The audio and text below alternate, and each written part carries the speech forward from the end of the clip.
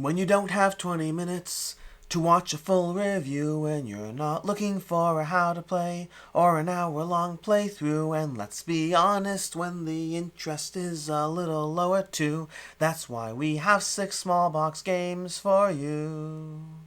Hey, I'm Alex back from Board Game Co, and this is another 6 small box games video. We're back at it with another 6 small box games. This is arguably the worst ranked batch of small box games we've had in a while. Generally, these small box games are usually reserved for, they usually have to have a small box. That's their first criteria. And then they're almost always 3.5s or less. Sometimes a 4 will sneak in here, but honestly, when it's a 4, I kind of want to give it its own video because I want to showcase the game. I want you to find the game because I found joy and charm and all those fun things in it, and I want you to as well. This time round, the highest rank we have is a 3, and we have a bunch that are lower than that. It is a lower batch of games for you. But in any case, let's go ahead and dive into this. I will say as well, this was not intentional. I only just realized as I was putting together these games. We have 3 Pandasaurus titles over here. I want to give a special shout out to Pandasaurus, not for the fact that they have 3 games here. Honestly, these are amongst the higher rated ones over here, but rather because I've been saying for the past year now that Pandasaurus consistently is putting out amazing small box games again and again and again. They have put out banger after banger after banger that I have been loving the small box games that they put out. Unfortunately, these 3 are just okay to me, which has to happen eventually. Not every single game is going to be a winner, and these 3 are just okay to me, unfortunately. It is what it is, but don't worry. Pandasaurus has got some more small box games. Well, I don't know the video order of things, but they have other games that are coming out that will also be getting the traditional high praise that I've been giving them over the past year and a half for their incredible games. With that, let's go ahead and dive into it. Let's alternate Pandasaurus, non-Pandasaurus. Let's go through it that way, starting off with Pixies over here. Pixies is basically a game where you're going to be gathering cards and placing them down into a 3x3 grid, a 9-card grid, a 1, 2, 3, 4, 5, 6, 7, 8, 9. But as you place these cards into the grid, what you're going to be doing, let me just zoom in and drop over here. As you place cards into the grid, if it matches a number, it'll go under or on top of that card to go ahead and choose which one's going to be the top card for that, because all the cards have a scoring criteria, and cards are worth the point value of the card when you slide a card underneath it. So getting 2 cards in a spot is a good thing. Now, as you get more cards where you can put it, you can start placing them as under cards in other areas as well, giving you flexibility that as you draft cards, you're just trying to figure out how to get as many points as possible through the scoring criteria on the cards themselves, because cards have various scoring criteria or even negative points at times, as well as for your largest group of each color, and then as well as it for getting this little foundation to the cards you're scoring. So all it really is a quick scoring combination game with a not that rewarding system of how that gets achieved, and that's why this game didn't stand out for me. Pandasaurus has been doing a great job with giving you a bunch of games that give you different ways to score points, but the tricky part is the way that you acquire the cards rewarding, and is the point puzzle rewarding enough? In this case, the answer is no and no for Pixies. I don't mind Pixies. I've had fun playing it. It's going to be a 3 out of 5 for me. It is fine. It's just not a game I particularly feel bad about that I probably will not be playing again. Moving over to this side over here, we have Buffer Time. Buffer Time, the card game from Modiphius. This is a Star Trek Lower Decks Buffer Time, the card game. It's basically a cooperative push your luck game. That's the core idea of this. Across 5 rounds of play, you're going to be going on assignments. You and your crew have various assignments to go on. I don't see any of the assignment cards over here, but they basically have a target number. So maybe your assignment value is 8. You're trying to achieve a target value of 8. The problem is your assignments don't reward you. This game is called Buffer Time for a reason. This is about the leisure time you get in as crew members. Sure, you have to go ahead and swab the decks. Is that a thing they do in Star Trek? I don't think that's a thing they do in Star Trek. You have to go ahead and swab the deck, sure. But you also maybe want to go ahead and fix up the ping pong room so you can go ahead and get some fun time in and do things like that. Now the difference is the swab the decks will have a target value of 8. It's the thing you have to do. You have to get it done. But the swab the decks, the ping pong room, whatever it is, that's important to go ahead and fix because that will give you a leisure value of 3, but also a target value of 5. So yes, there's work involved, but it's work for your benefit. Now meanwhile, you're going to be playing cards from a shared deck of basically the effort you're expending to try to achieve these various goals, both your assignments and your optional side projects, except they're not optional because depending on the player count, you have to achieve a certain amount of side projects by the end of the game. And so you go ahead and add these cards, but the problem is there's officers in the mix, and if the officers catch you doing all your side projects, well, they're not too thrilled about it, and you're gonna have to slowly go ahead and get rid of your side projects. And so you want to be mindful of how frequently the officers are coming out, using various abilities in the game to try to possibly recycle them or swap them when they do show up. But past that, it's a push your luck game where you draw a card, draw a card, draw a card until you either bust or don't bust, with the occasional use of abilities and trying to choose when to accomplish your side projects. When do you add a side project to the mix? When does it feel safe enough? When have you gotten enough work done in the assignment to not have to worry too much about how things are going to play out?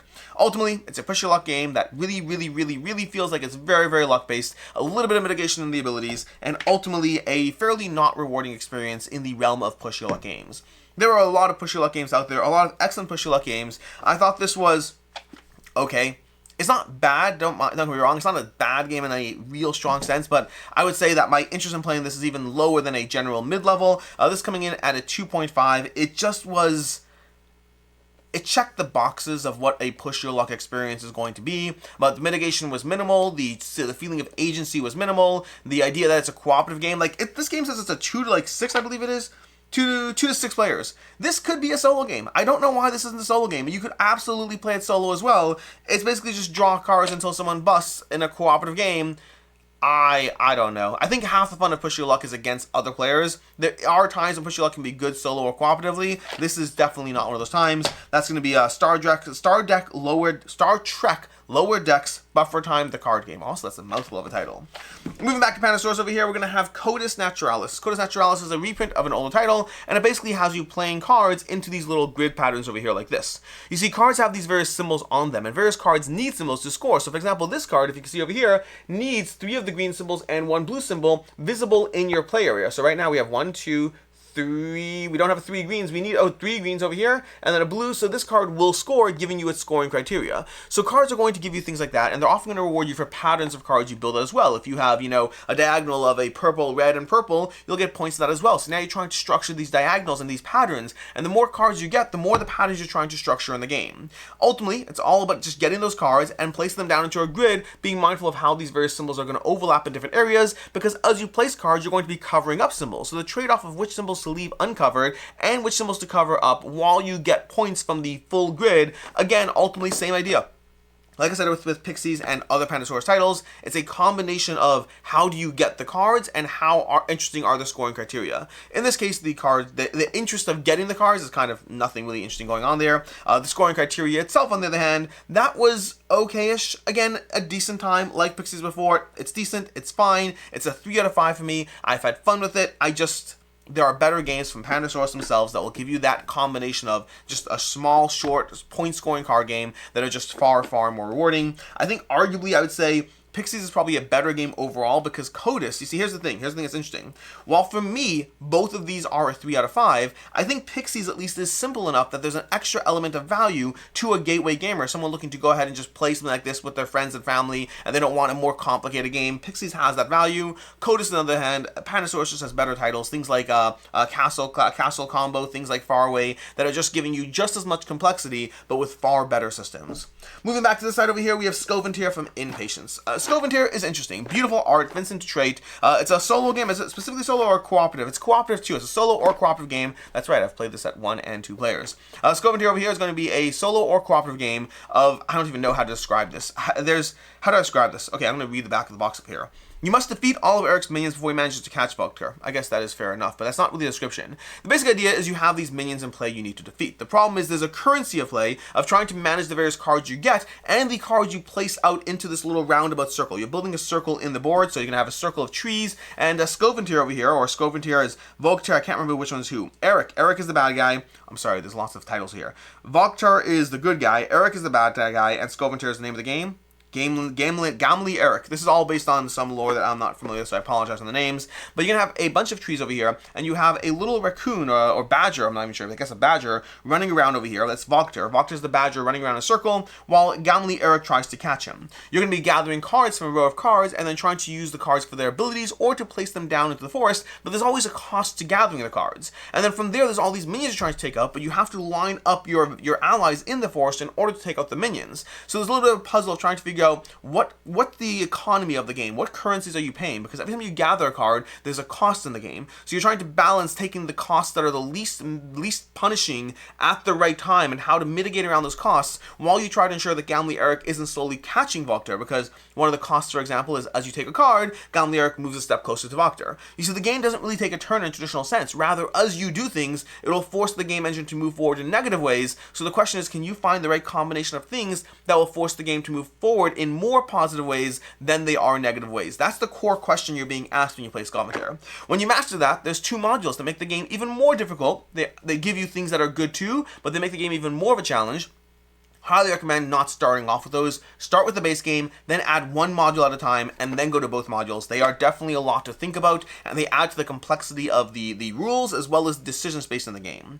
Skoventyr, my first play of it, would have made this game a 3.5 out of 5. There's some fun there. There's an element of, okay, I'm getting this puzzle, I'm appreciating it. The problem is 2 things made the game worse. Playing it more and adding the modules.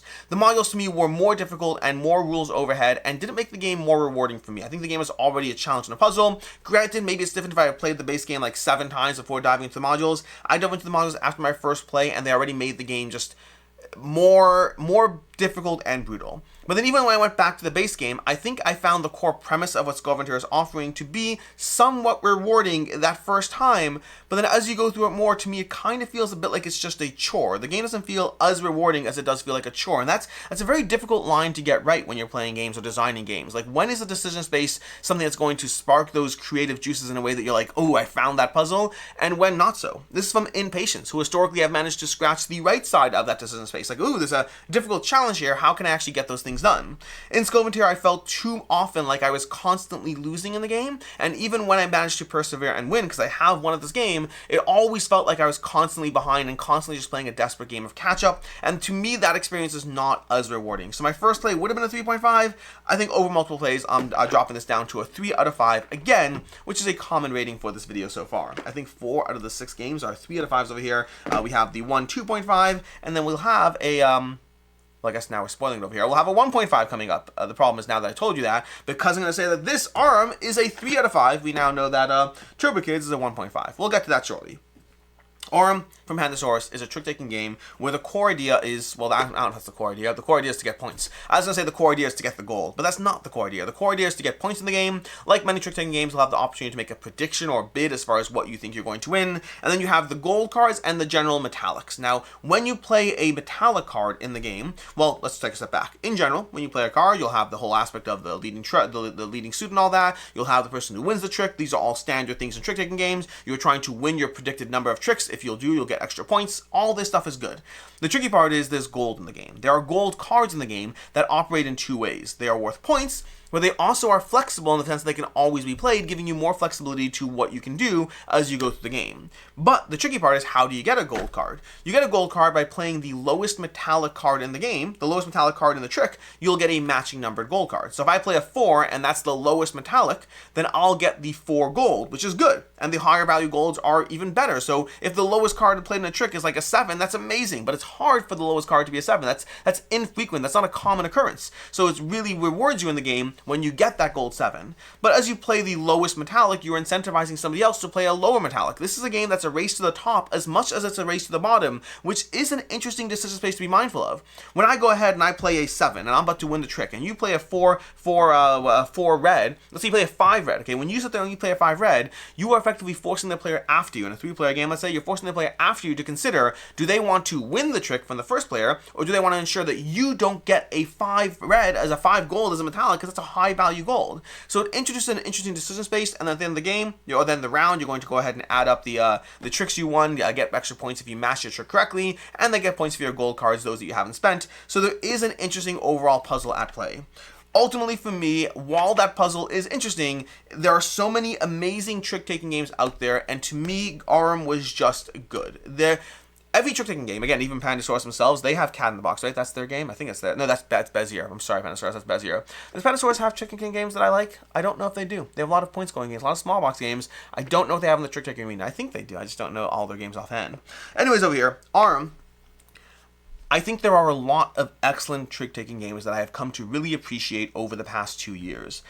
For me, ultimately, Aurum falls into a space where I like the puzzle, I do not love the puzzle. And that, to me, ultimately puts this one at a 3 out of 5. It is fine. It does the job. I think there are better trick-taking games for me personally that have more interesting mechanisms going on. This mechanism didn't feel like a major shift. It felt like a minor shift that does give you interesting decision space, but nothing too crazy. Which brings us to the worst rated game on this list over here. We have Turbo Kidz over here from Hachette over here, from Scorpion Mask. Turbo Kidz is a racing game that is definitely very family-focused, but honestly, I don't understand how you're supposed to play this with kids. I mean, I've played this with kids. This is This to me is not a kid's game. This, I mean, granted, it depends on the age of the kids on all that, but what does the box say? The box says, does the box have an age range? It says 7+. This is not a 7+ game. This is like maybe a teenager game. You see, in this game, in Turbo Kids, what you're basically going to do is you're going to go ahead and be racing. So you're going to be having markers. You're going to have a teammate who's guiding you because you're going to go ahead and have a hand on a thumb like this, and they're guiding your hand like a joystick. Now, they also could say things like down and up, and honestly, those things are so much more important than holding your hand like a joystick, because holding your hand like a joystick doesn't work. Maybe with adults only. Like, I'm not rating this game as an adult's game. I'm rating this game as a kid's game. As a kid's game, this is a 1.5 out of 5. The core mechanism of the game, hold someone's thumb, guide their hand like a joystick, doesn't work at all for any of the kids that I've played this with. Granted, and by the way, listen, I'm gonna take a little proud dad moment here and say my kids are intelligent. I don't mean like they're, oh my gosh, superstars. I have no clue with that. But they play a lot of board games. They have their head in the game. They know how to play. They know how to figure out a game. They're not like unintelligent kids. Not that any parent should sit there and say their kids are unintelligent. But I think it's worth saying, while it's totally possible that you and your kids have played Turbo Kids and have the best time and really master that element, I don't think it's intuitive.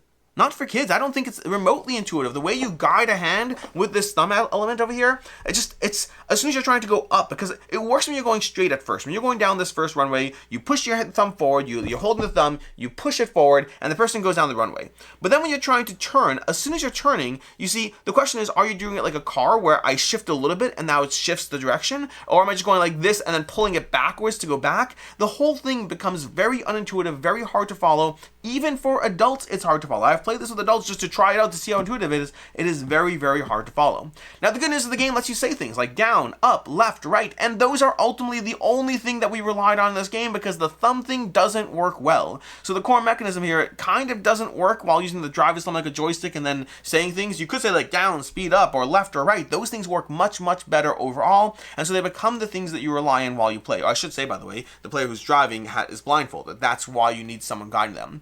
There's a whole bunch of maps, there's a few other things, but that's the basic idea of this game over here. It is a cute little mechanism that was very intriguing in theory. In practice, I can't say that I was impressed with mechanism. So, and I just think it's I don't know. I think there are games that have done stuff like this. There's a specific game that has like almost like a marble aspect. No, there's two games that remind me of this a little bit in terms of what they're doing, but give you a better experience. I don't remember the names of them, so I'm sorry. One of them basically has you tilting marbles. You have a marble you're trying to tilt along a path. That overall worked better as far as giving you this general simulation. The other one is one where you look at a map, and then you get a blank sheet and you're trying to draw the map. You get to see it. So like basically what you do is you see this map over here. You're like, okay, great. And then this goes away. And now you have to, on a blank piece of paper, on a blank piece of paper that is the right size of the map, you have to draw your shape, trying to avoid obstacles, gather coins. And that was a much better experience for the kind of thing this game is trying to give you. Those are much better games. Granted, I don't have the titles for those. Maybe someone in the comments down below can help you, or I'll remember and try to find them. But those are better versions of the type of game experience I think they want you to have, but the type of experience I did have over here was just frustrating, so a 1.5 out of 5. Anyways, that's going to be your 6 small box game review roundup. We have 3 Pandasaurus games, all getting a 3 out of 5. We have Skoventyr with another 3 out of 5. We have Buffer Time, unfortunately, coming in a little worse at a 2.5, just not as much fun as a Push Your Luck game. And then we had Turbo Kids over here, which just totally didn't work for me. In any case, and until next time, I'm Alex Radcliffe from Board Game Co. I hope you got value from this video, and as always, I hope you have a good one.